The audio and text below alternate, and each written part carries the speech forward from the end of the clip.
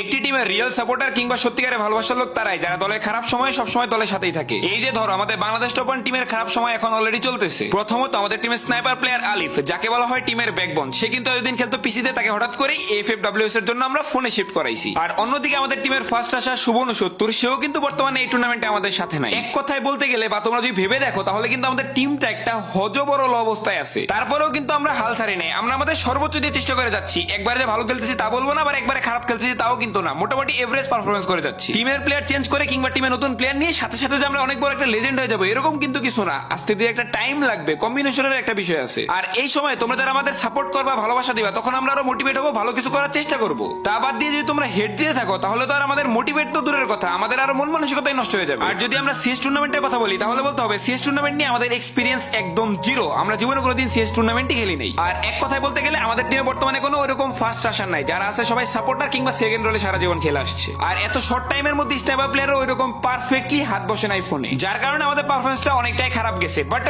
তার মানে এই না যে আমরা সিএসএ নিজেদেরকে অনেক বড় লেজেন্ড দাবি করতেছি। হ্যাঁ, আমরা ওই দিন অনেক বেশি খারাপ খেলছি, তার মানে এই না যে আমরা সব সময় খারাপ খেলবো, আস্তে আস্তে তো ভুল করে করেই মানুষ শিখে, তাই না? আর তোমরা একটু ভাবো, সারা জীবনে আমরা টুর্নামেন্ট খেলছি একজন ইউটিউবার হিসেবে, টিমে একটা করে পিসি আলো থাকছে, আর বর্তমানে খেলতেছি ই স্পোর্টস টুর্নামেন্ট।